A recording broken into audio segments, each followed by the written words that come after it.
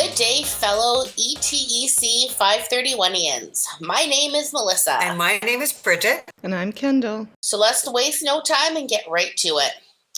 Bridget, what were the most important considerations we made while designing and developing this learning resource? Well, our group wanted to create a curricular guide to help educators implement culturally responsive STEAM initiatives in their schools to remove barriers that prevent equitable experiences for female, Indigenous, and LGBTQ2+ students. STEAM education includes the arts, which is a key component to creating more inclusive and diverse learning places for all students. Unfortunately, historically and systemically speaking, STEM education has disproportionately favored certain groups over others. Research indicates that equity and inclusion still remain prominent issues within these subject areas. STEM subjects have been traditionally approached from a Eurocentric point of view that doesn't include other ways of knowing. Inclusion has become a trendy term when it comes to creating an equitable environment for all people. Yet, how often are our inclusion practices translating to the feeling of being included? We often think of inclusion as a goal rather than a verb that it has to be practiced every day. This brings us to the highly controversial Alberta curriculum draft. It wasn't that long ago that Alberta was seen as one of the top curriculums in the world. I worked for an Alberta accredited international school, and our biggest selling point was how our diploma opens the doors of the world to your child. As expressed by the Alberta's Teachers Association, the draft curriculum does not support all students to do their best in an inclusive classroom.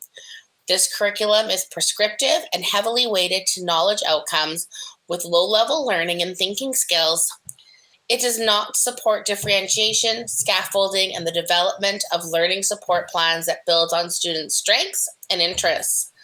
Analysis of the draft even identified that plans that racism, sexism, and other forms of bigotry have not been addressed, and in fact, the curriculum language promotes them. And the cherry on top? It also reflects Judeo-Christian bias and Eurocentric ideology. Melissa, I too was intrigued to examine the highly controversial Grade 4 draft Alberta Science curriculum. Critics claimed it's riddled with vague language, overly specific outcomes rather than big ideas, and it lacks inquiry-based learning approaches. And although the draft claims that students will learn about the unique histories of Indigenous peoples in Canada and Alberta, the discrepancies in student expectations are so vague, they refer to the Métis, First Nations, and Inuit as one entity sharing common values regarding water protection. The draft contradicts its claims about learning unique histories, and it lumps all First Peoples values as one. It's very culturally insensitive.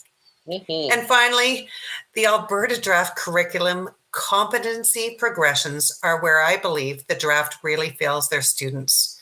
Curricular content is just topics that effective educators can jam to fill the gaps in who knows what's missing. But none of these competency progressions in any age group addresses technology, nor do they adequately address equity, diversion, inclusion, decolonization, or anti-racism. Yep. Racism is another national issue in STEM education, and it is a complex one. Research still shows that Black students are much less likely to continue to pursue educational opportunities and careers in STEM because of racial disparities and discrimination. Other underrepresented non-white students in STEM have also suffered and continue to suffer from biased and discriminatory practices that favor dominant cultures.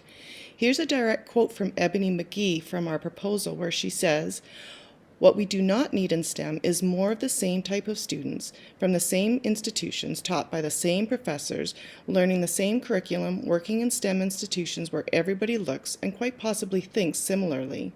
To counter these systemic issues in STEM and STEAM careers, addressing them much earlier in school curriculums to identify discriminatory practices and inequalities is very important.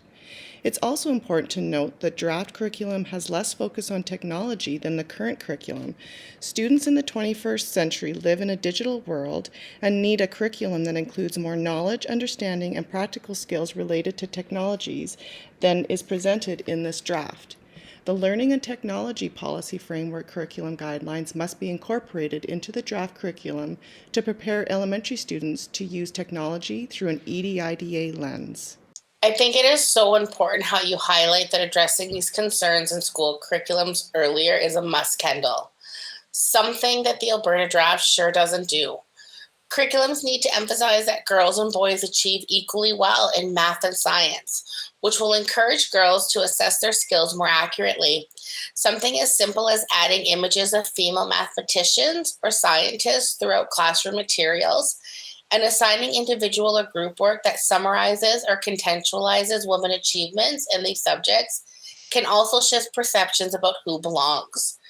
Empowering females and students that identify as female at a young age will foster the identity and confidence to pursue such amazing careers in STEAM. Right. Okay, ladies, what was your response to the peer feedback you received on your digital learning artifact? Well, before we even got to create our digital learning artifacts, we had to take a step back as a group and revamp our original proposal. Yes, after receiving very detailed feedback from Dr. Carey, we realized that we were creating more of a STEAM curriculum rather than jamming the Alberta draft. We did not fully address equity, diversity, inclusion, decolonization, and anti-racism. Even though we did touch on it, we really did need to expand a bit, and I know that we're all really happy with how the revisions went. Melissa, both you and Carrie gave me some great suggestions for my first digital artifact, which was a two-part self-reflection of teachers' implementation of EDIDA into their design thinking projects, as well as how they feel their projects went according to the key elements of the design thinking process for each of the stages. Melissa, you suggested that if teachers scored themselves lower in certain areas, that I could have links that would automatically take them to sites that could help them with additional information and strategies. I actually used my digital artifact to help guide me for my design thinking project that I did with my class, and it was really helpful. And it helped us get on track with our resources to help educators fill the gaps in their curriculum.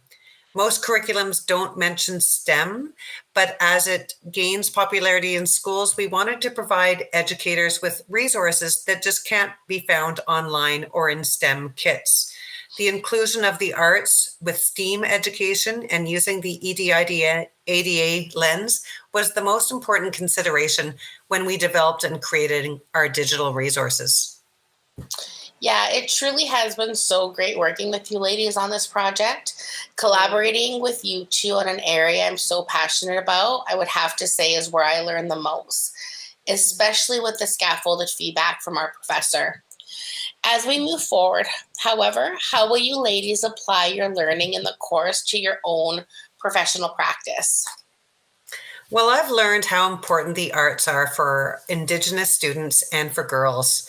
These are really important pathways that lead to careers in STEM fields, and I hope to increase the diversity and representation of my students in STEAM education to provide them with opportunities to develop the skills required to enter these fields later in life. That's excellent. And I'm wanting to be a lot more conscious of all of our students and learn more about our minority and marginalized members, making sure that there's opportunity and representation for all and what that looks like and sounds like in the classroom. Absolutely agree. When presenting to our students, just making sure that there is representation, opportunity, and understanding for all. And when there isn't, and a student points it out, to take the time and work as a group on how to change it. To me, that's what authentic learning is. Well, I think that just about wraps it up. So thank you for tuning in, everyone. We hope you have a better appreciation of how to address the gaps in your curriculum and create more equitable and diverse resources to reach all of your students. Bye-bye. Bye. Bye-bye.